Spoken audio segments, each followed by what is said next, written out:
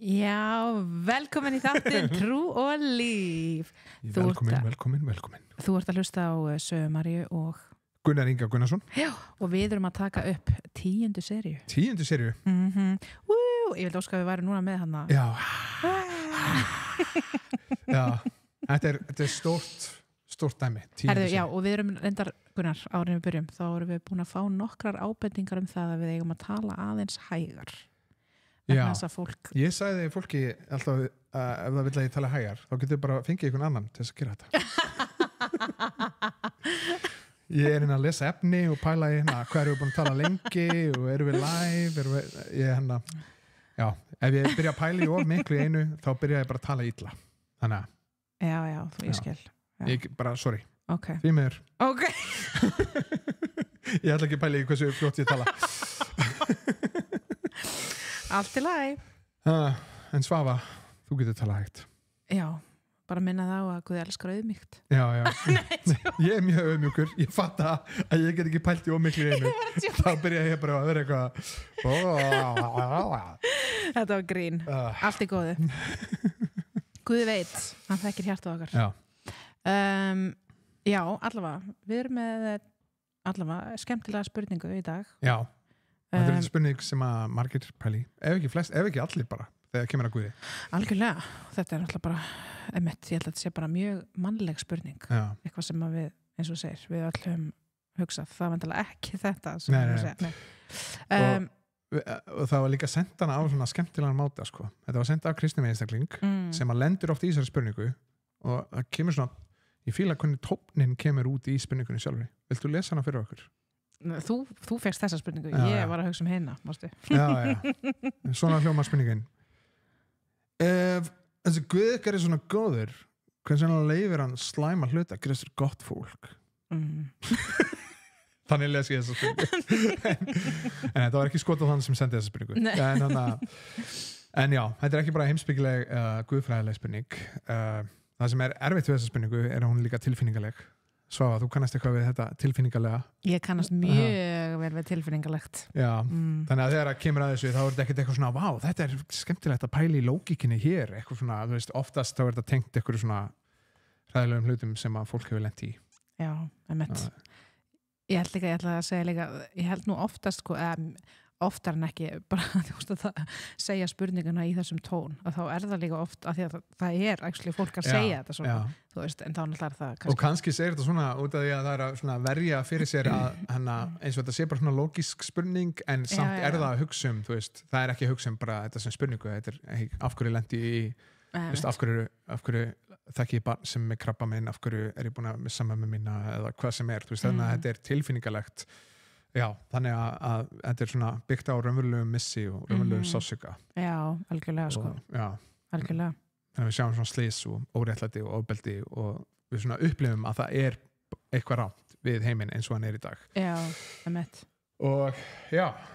Ég samt að vissuleiti, sko, bara hugsandu frá sjálfum mér, þá svona hef ég nú alltaf, eins og þú veist kannski, ég hef alltaf verið samt svona manneskja sem að, þú veist, þú hefur rauninni kennt mér að hugsa skilur meira gagnrýnt á hlutina því að þú veist það leiðir gott af sér ef maður er bara að biðja drottinum að leiða sig í gegnum það þú veist, og sína sér en ég, náttúrulega fyrir mig þá er ég ekki þannig að ég spyr eitthvað svona djúpra spurninga þess að bara þegar við gengum í gegnum erleika með strákana sko þá svona þá eitthvað neginn er ég meira í bara svona ég er loka á frekar en að tala um það sko. Já, ég myndi segja, ef þú vissir ekki, þá lentum við í því að við eignuðumst fjölfætlaðan strák á tímabili og vissum ekki á tímabili hvort hann var að fara að lifa þetta eða hvað. Og á sama tíma þá vorum við með barn sem var í krabbameinsmeðferð. Og það sem ég hvet þig til þess að gera er að setla þessa spurningu áður en þú lendir í svona aðstæðum. Ég var mjög þakkláttur fyrir það, að ég var ekki að pæla í þessari spurningu í fyrsta skipti þá. Já.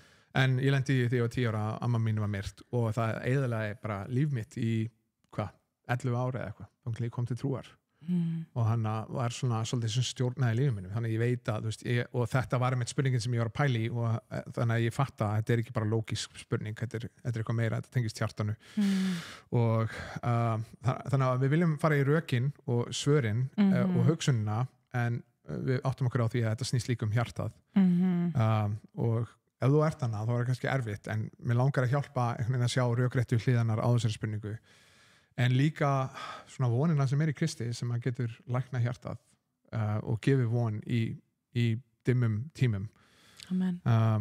Já, þannig að þú getur svona lyft höndum í lofgjörð og eitt af því sem að ég hugsaði ef ég horfi á líf mitt í samhengi við eilíðina að þá fatta ég að þetta er eini tíminn í allri eilíðinni þar sem að ég hef tækifæri til þess að lofa Guð í dalnum til þess að lofa Guð í gennum tárvot augu til þess að lofa Guð þegar það er sárt og einn daginn þá mun ég sjá hann auglítis til auglítis og þá verður engin þjáning lengur Já, amen og þetta einmitt, ég var nú bara að nefna þetta við það ekki fyrir, ég gæri það hinn eða eitthvað að það opnaði mikið augur mín fyrir einmitt að hugsa að ég þarf bara að gera þetta einu sinni Já Þú veist, einu sinni skilurðu, einu sinni felur í sér getur falið í sér 80 ár skilurðu, en það er samt bara einu sinni þú veist, sem manneskja hér, þú veist, sem ég þarf að gera þetta einu sinni og svo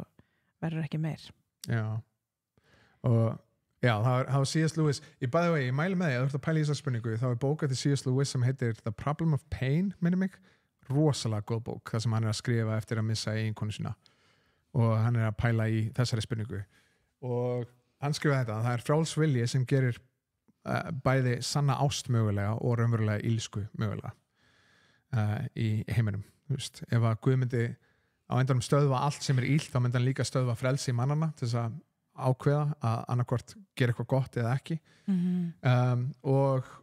og líka þá afleiðingu að við misnótum frelsið okkar sem hann gaf okkur og þannig að illt fái að blómstra í heiminum það minnir mig svolítið á 5. Mósebók 30. kapla vers 19, ég er ekki með allt vessi fyrir frá mig getur þú náðu 5. Mósebók ég ætla að vera svo undirbúin svo lætla að lesa vers nummer 2 og ég var komin að með vers nummer 1 Já fullt af versum minna 1. Mósebók 2, 16-17 Já, ég veit það, ég tók bara fyrsta hana sem var 1. Mósebók 30, 19 sagði það Já. Nei, 5. Mósebók 30, 19 Já ok, 5. Mósebók 30, 19 Það er svona undirstrykar þetta val sem við höfum svona í heiminum í dag Já, emmett. Það segir hérna, ég kveð í dag bæði himinn og jörð til vitnis móti ykkur, að ég hef lagt fyrir þig lífið og dauðan, blessunina og bölvunina. Veldu þá lífið til þess að þú og niðjar þínir megi lifa. Já, og því miður þá búum við í heimi það sem að, veist, margir Guð leggur fyrir okkur, lífið og dauðan, ljósið og myrkrið og setur framan okkur hvað og hvetur okkur til þess að labba í ljósinu, ganga í ljósinu. Já, einmitt. Og því miður ef við ætlum að leyfa þetta frjálsa val, þá eru margir sem að einmitt kjósa þetta ekki. En það sem ég elska við reikninguna er að þetta gerir ekki lítið úr þjáningunni sem er í heiminum í dag. Og þrátt fyrir að Guð leyfi okkur og leyfi frjálsum vilja sér stað og ílsku, að þá er það samt líka Rómarbréf 8:28 sem er þetta svona kaffibollaves. Samverka. Já, hann lætur allt samverka til góðs fyrir þá sem elska hann og eru kallaðir af honum. Þannig að hann er búin að lofa okkur því að í þjáningum okkar að jafnvel þegar að menn kjósa að gera illt þá ætlar hann að nota allt það illa sem gerist í heiminum og gera eitthvað gott í gegnum það. Það er einhver tilgangur með því. Og þannig að það er ekki bara, þetta er ekki tilgangslaust þjáning sem að það er engin tilgangslaust þjáning þó að ég sjá það ekki okkur núna sko. Ég held að líka, þú veist, það sem að ég verða að átta mig meira og meira á er það að, þú veist, að það er alveg bara eitthvað sem maður þarf að virkilega svona berjast fyrir að gera og það sem maður hjálpar í svona umræðefni og svona bara, þú veist, upplifun bara sem við eigum bara öll í heiminum með þjáningu og annað, er það að æfa hugafarið í að hugsa þú veist, að því að við erum svo bara hér, jarðbundin, skilur, við erum bara að hugsa í tímanum núna. Og það sem mér hefur finnst upplifað eins og sem mjög ótrúlega erfitt er það að hugsa nei, þú veist, ég á að vera að hugsa einmitt, eins og Biblían segir að horfa fram á við, horfa á það sem er að koma út af því að það skilur, mér finnst ef þú ert bara að hugsa eitthvað svona hér, það finnst mér að vera svo yfirþyrmandi, heldur en að ég er að hugsa ok, einn daginn skilur, einn daginn þá bara, þú veist, þá mun ég fá öll svörin skilur og það mun jafnvel meira þess að verða bara eitthvað, veistu, mér er alveg saman svörin ég bara með skilur þetta bara svona, þannig að og ég skil alltaf meira og meira af hverju Biblían segir okkur að horfa fram á við og þú veist hertaka hugsanir okkar til hlýðinu við Kris af því að þú veist, það í rauninni það sem að drífur okkur áfram sko og gefur okkur Ég man að Hebreabréfið 12. kafli þannig að fyrstu 3 versin voru rosalega svona akkeri fyrir mig þegar við varum að ganga genum þetta með strákana að þá var það, hvað segir það venna gleðið þeirrar beiðans þá þoldi Jesú krossin horfði fram á við og það var einmitt á þessu tímabili það sem ég fekk svo mikið ógeð að því þegar ég heyrði fólk segja lifðu bara í núinu og þegar ég var bara svona núið sökkar eða þú veist núið er ömurlegt þú veist það er bara þjáning þú veist ég er bara með sorg ég skil ekkert ég get ekki eins og sett í orð þú veist og það reyndar var alveg blessun fyrir bænalífið mitt og það ég var bara hvað þú veist hvað ég er að upplega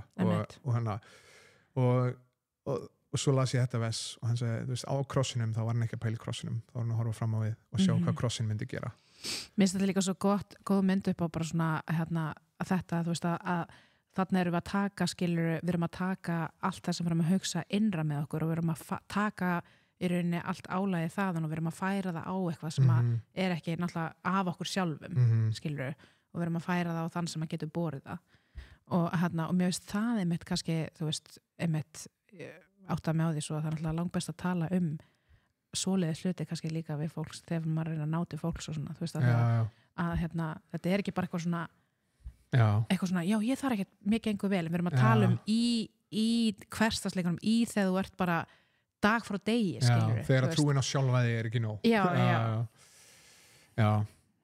og líka bara þú veist að þegar þú horfir á reikningana þá sérðu að Guð notar ekki refsingar eða þú veist sársöka eða illt bara sem refsingu heldur er þetta oft verkfæri til þess að móta okkur til þess að leiða okkur, til þess að hreinsa burt svona falskar stóðir sem við erum búin að byggja líf okkur á allt innu sjáum við að þessi klísja sem við héldum í áður er ekki að fara að halda okkur áfram og þjáningin getur orðið það eldsneyti sem drífur okkur að raunverulegri von sem að breytist ekki frá einum degi yfir í annan heldur er stöðug og við sjáum þetta aftur og aftur í Biblíunni við sjáum þetta í Jóab við sjáum Davíð maður pælir í Davíð, hann var smurður þessu konungur og hvað gerir svo bara nokkur ár eftir á þá hann bara að flýja fyrir lífsitt skilur og svo sjáum við þetta í náttúrulega bara þjáningu frelsara heimsins að hann tók kross sem er tákn upp á, sem var náttúrulega bara pyntingatæki og umbreytið í tákn upp á von út af því að hann sagði ég ætla, í gegnum þessa þjáningu er ég að gera eitthvað og þannig að þjáningin er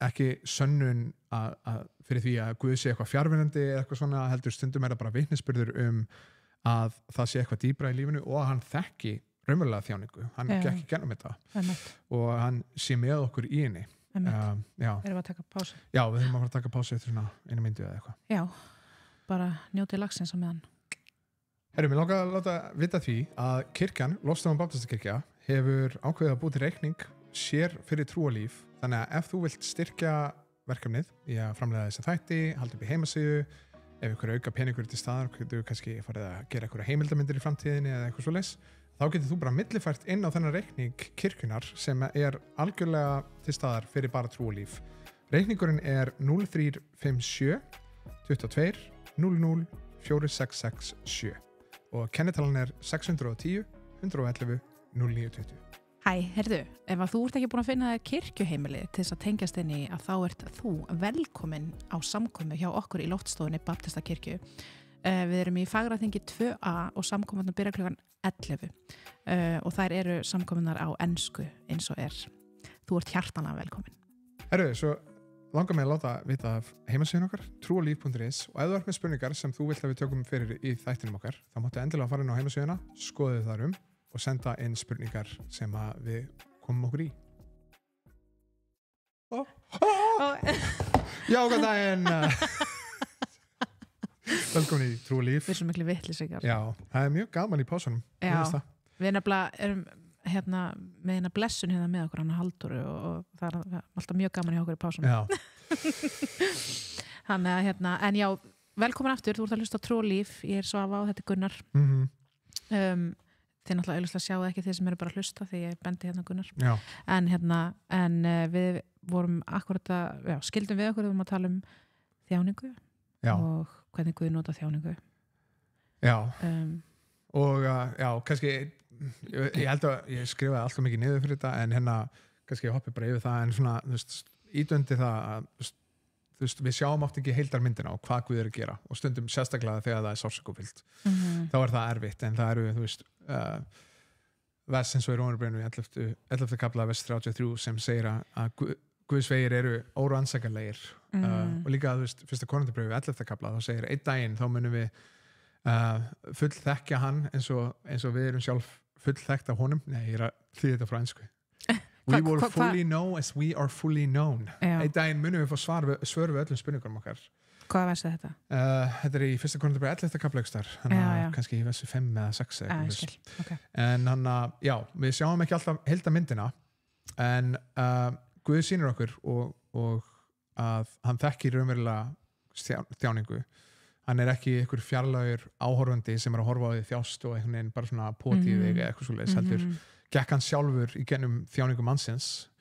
Ég held líka að þegar að tala að Guð skilur að við erum að deyja sjálfum okkur og rísa upp sem nýskrupur Kristi. Að upprisu kraftur Jesú Krist býr innan með okkur og ég held að það það sem við upplifum. Það þú vorst að tala með vonina sem stöðug og þetta að geta sagt Jesús notar þjáninguna mér til góðs. Það held ég leyndardómurinn við skilur að fylgja Jesú Kristi. Það eitthvað sem að skilur í hinu mannlega þú ert ekki með heilan anda, það ótrúlega skrítið að heyra eitthvað svona. En auðvitað vonandi eitthvað sem að bara auðvitað beður að það náttúrulega sé eitthvað sem að predika til mannshjartan sem er dáið, svona, alvöru, hvernig þannig að og líka bara að Jesús þekki þetta, minnst það áhugavert þegar Jesaja að spá komi Messias og hann talar mann sorgana og það var Jesús, maður sorgana hann veit hvað hann að þjást. By the way, ég var að fatta ég sagði 1. Korintharbréf 11 áðan, þetta 1. Korintharbréf 13 þetta ekki höfuðföt eða neitt svoleiðis en 13 þannig að en það eru margar manneskjur sem spyrja af hverju leifir góður Guð illu eða þessi stað en ég fattaði fyrir mig þegar ég var að díla við þetta í reyðinni að þá var ég raunverulega að spyrja þessar spurningu af hverju stöðvar Guð ekki það sem ég tel að vera illt og það kom svona í ljós fyrir mér þegar ég las þessa bók eftir C.S. Lewis og ég vildi ekki að Guð myndi eða öll illu en bara það sem ég taldi vera illt og svo fattaði ég vandamáli við það ef allir fá að skilgreina hvað illt og hvað ekki hvað fara að sleppa og hvað á skilið dóm Guðs að þá mun það aldrei þá vitum við aldrei hvað á að draga mörkin kannski eða eiginlega flestir sem myndu segja hei, þrælahald illt og á ekki að vera eigið sér stað og svo kemur önnur manneskja og segir hei, fyrirtækið sem stundar viðskipti við þrælahald ill fyrirtæki, þannig að það eru allar illar manneskjum sem stjórna þeim fyrirtækjum. Svo kemur kannski þriðja manneskjan og segir, heyru, allir þeir sem kaupa vörur af þeim fyrirtækjum eru illar manneskjur. Og by the way, þú vissi ekki, þá fyrir 13 eða 11 árum eða eitthvað, þá fatta ég það að Nesquik var til dæmis að stunda viðskipti við fólk sem var með börn í þrælahaldi og svo var ég að kaupa vöruna þeirra í bónus. Þannig að ef þú byrjar að pæla í þessu hvar drögum við mörkin hver að gera illt, að þá allt í hennu byrjar að átta þig á því að þessi keðja af illsku einhvern veginn keðja sem allir eru bundnir við, einhvern veginn spilu við hlut í að leyfa illsku eða þessi stað í heiminum. Og þetta sýnir vandan ef að það engin hlutdrægur mælikvarði hvað gott og illt, að þá engin ástæða til þess að kvarta yfir höfuð. Og það trúin og Guð sjálfur sem gerir hennan mælikvara og C.S. Lewis sagði þetta að ég trúi á kristna trú eins og ég trú að sólin hafi risið, ekki aðeins vegna þess að ég sé hana, heldur vegna þess að með henni sé ég allt annað. Þannig að kristin trú veitir svona grunninn að því hvers vegna við vitum að eitthvað sé rátt og eitthvað sé gott og eitthvað sé óréttlátt eða vont og við vitum til dæmis að boginn stafur og hvernig boginn stafur lítur út af því að við vitum hvernig beitstafur á að líta út. Og þegar við segjum svona pælingar eins og það eitthvað í okkur sem svona að segja að heimurinn ekki eins og hann á að vera, þá erum við rauninni að viðurkenna að hann átti að vera betri og það felur í sér svona tilvist og tilgang og Guð og þegar við spyrjum af hverju leyfir Guð góðum fólki að þjást að þá gleymum við því að samkvæmt Biblíunni að þá engin góður nema Guð að vera góður samkvæmt Guði þýðir að vera fullkominn og meira þess að Svafa ekki einu sinni búin að ná því hún klúðraði einu sinni fyrir 7 árum að vera fullkominn en það var einn fullkominn og hann fekk að þjást sem mest og hann þjáðist út af því að hann gaf líf sitt til þess að endurleysa okkur út af því að vandamálið er þetta ef Guð myndi, ef þú væri raunverulega að segja af hverju stoppar Guð ekki ílsku þá værir að segja af hverju Guð ekki búin að útrýma öllum einstaklingum á jarðarkringlunni út af því þá væri heimurinn basically tómur En svo náttúrulega líka því að þú veist hérna í rauninni að því að ég var að hugsa í morgun með svona af hverju þú veist leyfir Guð slæmum hlutum að gerast já. Og þetta meðskilur að í rauninni erum við kannski með öll eitthvað svona ósynlegan mælikvarða á slæmt þá meina ég bara oftar en ekki myndum við öll segja að slæmt væri ekkert eitthvað svona eins og þú veist ég tek bara eitt meiri brjósik þó að hún sagði hún ætti ekki að gera það eða þú veist þú veist ég gera þetta bara þó að það var banna mér að gera þetta alltaf ég engin fjöldamorðingi ég engin morðingi já, þú veist þetta svona þetta bara að stela brjósik en svo hugsa morðingin ég nú allavega engin fjöldamorðingi og fjöldamorðingin segi ég allavega ekki Hitler ég ekki komin á það level þú veist að ef þú byrjar að miða við aðra þá fattar við að þetta allt bara svona og líka bara að þú byrjar að pæla í hverju tilgangu lífsins ég manna ég las bók sem heitir The Selfish Gene eftir Richard Dawkins sem sagði að tilgangu lífsins væri að framfleyta DNA áfram sem þýðir það að ef þú ættir að segja ok, hver bestur í því að framfleyta DNA-inu sínu að þá var það hann Genghis Khan það ætti bara að vera fyrirmyndi allra kallmanna Genghis Khan ég held að Genghis Khan afkomendur Genghis Khan eru 10% af Asíu í dag og Genghis Khan hver? Genghis Khan, hann var stríðsherforingi og átti bara fullt af þræla konum og nauðgaði fólki hér og þar og ef þú ert að segja tilgangu lífsins sé bara þetta að þá ertu búin að eiginlega færa okkur niður og vera bara annað dýr og þá fer að spyrja spurninga svona eins og komum fram í næsta þætti sem ég ætla ekki að fara nú en það þetta, þú veist, þessi spurning af hverju hlutinu svona þessi tilfinning einmitt það sem predikarinn talar að Guð hefur látið eilíðina í hjarta mannsins í predikarunum 3:11 að það eitthvað í okkur sem kallar á eftir heiminum eins og hann átti að vera og þannig að ekki þagga niður í þessari rödd þetta ekki heldur leiðu þessari rödd að draga þig til Guðs og út af að hún minni þig á að það eitthvað meira heldur en bara það sem ég get séð og snert og þetta einu sinni var þessi spurning af hverju leyfir Guð illu eiga sér stað þá var þetta það sem fekk mig til þess að efast tilvist Guðs en þegar að ég las þessa bók eftir C.S. Lewis að þá nefndi hann þetta að það eitthvað þegar við spyrjum þessu spurningu þá erum við að viðurkenna að það sé eitthvað meira heldur en ég get séð og snert það eitthvað sem heitir illt og það eitthvað sem heitir gott það eitthvað lögmál sem til staðar af því að við erum að velta okkur fyrir þessu spurningu yfir höfuð að það sé lögmál til staðar sem ekki bundið náttúrunni þannig það samkvæmt skilgreiningunni yfirnáttúrulegt lögmál og ef það lögmál sem yfirnáttúrulegt að þá yfirnáttúrulegur lögmálsgjafi til staðar sem minnir okkur á þennan yfirnáttúrulega og eilífa raunveruleik sem til staðar þannig að þessi tilfinning í sjálf og þessi spurning minnir okkur á að Guð þarna og einn daginn þá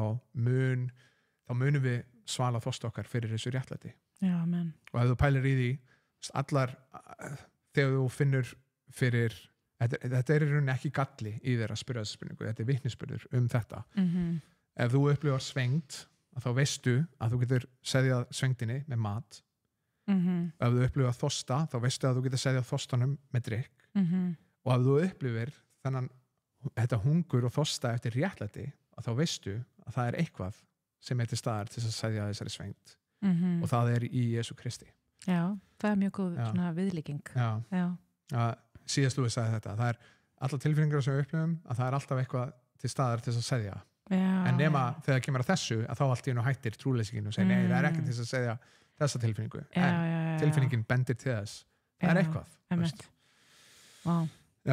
Þetta var ótrúlega góð viljingi, ég hef aldrei ekki heyrt þetta það var. En, þú veist, þetta er það sem gerist þegar að, þú veist, við fjarlægjumst Guð, þá er hann ekki bara lífið sjálft, hann er uppspretta lífsins. Þannig að hvað gerist ef við fjarlægjumst uppsprettu lífsins? Þá tekur dauði við. Hvað gerist ef við fjarlægjumst logosið sem gefur rök, þá tekur kaos við. Hvað gerist þegar að við fjarlægjumst ljósið, þá tekur myrkrið við. Þannig að þetta er svona, samkvæmt Biblíunni, þá er svarið við þessu að þegar að jörðin er ekki eins og hún á að vera, þegar að krabbamein koma upp, þegar að fólk haga sér eins og asnar, að þá er þetta, þegar við förum frá Guði, að þá tekur rugl við. Og eitthvað er í okkur sem að minnir okkur á, hei, horfðu aftur til hans. En það er þessi von að Guð muni taka það sem var illt, eins og hann gerði í Jósef. Þegar að Jósef segir í 1. Mósebók 50:20, þið ætluðu mér illt en Guð hefur notað þetta góðs. Að út af því að Guð er hana, út af því að hann neitar að eyða allri jörðinni og eyða allri ílsku, þar á meðal ég og þú, að þá er hann búin að segja, ég ætla að leyfa þeim að lifa áfram af náðminni til þess að leiða þau til yðrinnar, en ég ætla að endurheimta allt það illa og ég ætla að gefa tilgang í öllu þessu. Og kannski fæ ég ekki að vita það hér og nú en einn daginn. Ég er að pæla stundum mig, heldur að við verðum með fullt spurningum fyrir Guð þegar við sjáum hann. Ég held að hann sé það góður að hann muni svara einhverjum spurningum okkar, já. Og ég held líka, þú veist, að þegar við erum komin hann upp, að þá held ég að þetta verði líka þannig að þegar við erum komin fyrir framann og þú veist, skilur við erum bara inn í einhverju sem er alltaf að lýsa, en þá held ég að þetta verði líka bara svona bara eitthvað, ok. Ég held og það er núna þegar ég hugsa um það, þá er það svona, ok, ég er með fullt af spurningum sem ég væri geggjað til ég að fá svari við. En ég held að þegar ég sé hann auglitis til auglitis, 1. Korintharbréf 13 og aftur talar um að nú sjáum við skuggsjá en þá munum við sjá auglitis til auglitis. Ég held að ég eftir að sjá hann í allri sinni dýrð og allt í einu verður allar þessar spurningar, þá er bara svona, ok, ef að þú taldir þetta að vera rétt, þá er þetta rétt. Ég þarf ekki að fá svar. Ég hef séð þig. Þetta er svona, eiginlega svona Job moment. Ok, sorry Guð, ég hef séð þig. Ég skal þegja. En það verður áhugavert. Já, við þurfum að fara að hætta þessu. Já, við bara þökkum þér kærlega, kæri hlustandi, eins og alltaf fyrir að hlusta. Og við vonum að þetta hafi verið þér til uppbyrjunar og uppbyggingar, það var það sannarlega fyrir mig og bara predika þarna og yndislegt að hlusta þið bara ef þið líkar þetta þá máttu endilega líka við þáttinn og deila hann um að vild og við sjáumst næst.